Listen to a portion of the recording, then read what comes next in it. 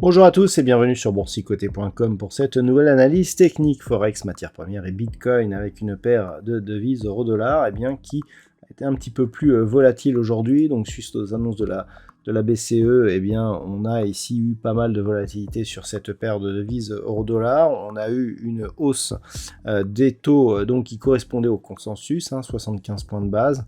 On a eu un petit peu de volatilité dans les deux sens, mais au final, pas de grands mouvements. On reste ici à proximité de la zone de parité, et donc toujours dans cette tendance ici, qui est relativement indécise, depuis justement que l'on a cassé cette zone à la baisse. Donc on reste dans une dynamique plus orienté à la baisse qu'à la hausse. On n'a pas encore de signal technique suffisant pour espérer assister à un rebond donc au-delà de cette zone de parité.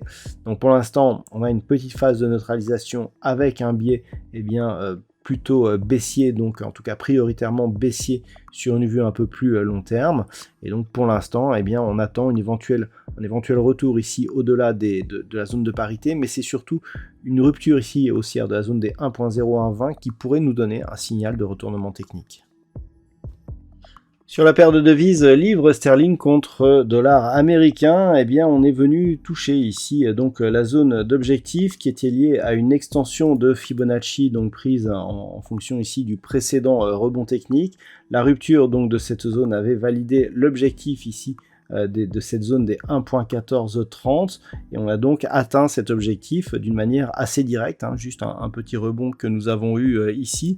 Et ce que l'on peut observer, c'est que juste après avoir été en contact ici avec ce niveau, on est remonté légèrement sur un rebond technique, mais on peut constater qu'on reste toujours au voisinage ici de la moyenne mobile 20 exponentielle. Donc la dynamique baissière semble ne pas être terminée. On pourrait avoir un retour ici de ce mouvement baissier si les précédents points bas ici venaient à être cassés à la baisse. Dans ce cas-là, on aurait des objectifs qui seraient beaucoup plus difficiles à préciser puisque nous sommes ici sur une configuration qui vient tester ici des points bas significatifs qui avaient été visités lors de la crise du Covid en 2020, mais qui n'avaient jamais été connus auparavant. Cette zone ici inférieure à 1.20 n'a pas été visité. Voilà, si on vient ici sur un historique le plus long possible, on revient ici jusqu'en 99, on n'a pas de cotation inférieure. Donc clairement, il sera compliqué de définir les objectifs suivants. La prochaine extension de Fibonacci, elle est relativement loin, donc on ne va pour l'instant pas en parler. Et donc en cas de rupture, on pourrait par contre connaître une forte accélération baissière donc de cet actif.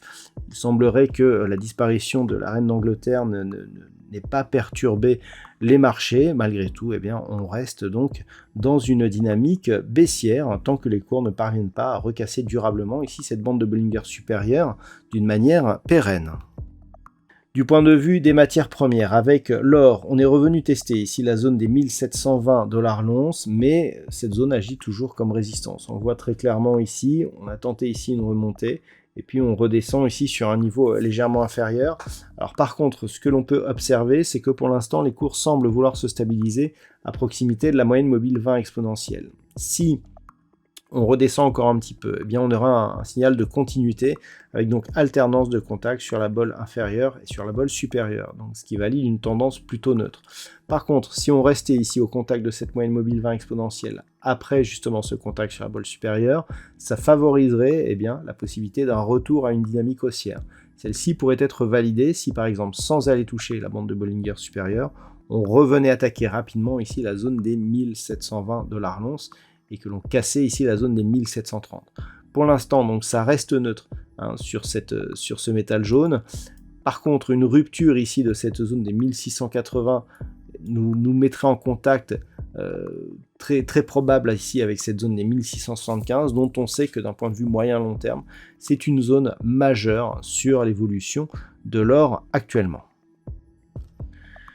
Sur le WTI, hier j'assistais avec vous à la rupture de cette zone ici de support majeur des 84 $ le baril. Alors cette zone des 84, c'est ni plus ni moins que cette zone de point haut ici que nous avions à la fin de l'année dernière, donc à la fin de l'année 2021.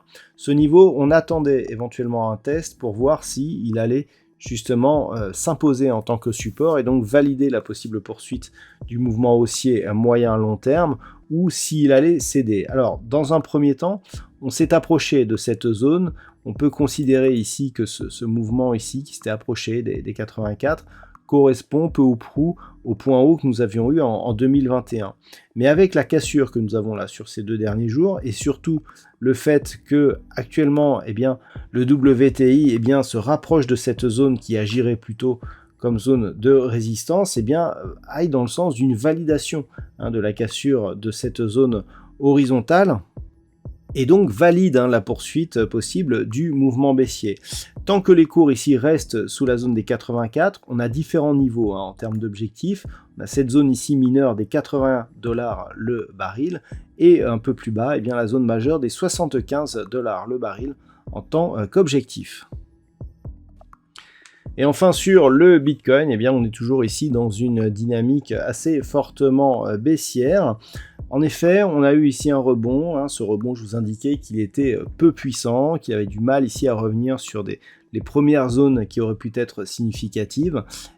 Pas du tout. On est ici donc suite à cette hausse, sur une accélération baissière. On a eu ici un petit mouvement technique, puis on est revenu ici quasiment sur le niveau enfin on est même revenu, donc retracé à 100% effectivement la précédente dynamique, puisqu'on est venu tester ici 18 560 et d'une manière très proche ici de la zone des 18 500, zone selon laquelle je vous indique qu'en cas de rupture, on aura un signal de poursuite du mouvement baissier en direction des 13 500, 15 000 $ pour un Bitcoin. Donc pour l'instant, on a rebondi sur cette zone. Donc cette zone, vu qu'elle a été le théâtre ici d'un point bas, il est normal qu'on ait une réaction technique.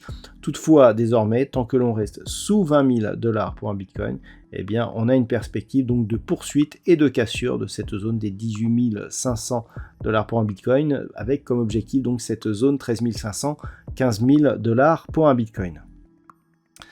Voilà donc ce que l'on peut dire sur l'analyse technique de ces principaux actifs de marché, Forex, matières premières et crypto-monnaies. Je vous souhaite une bonne soirée. On se retrouve donc dès demain pour d'autres analyses techniques, toujours sur le site boursicoté.com.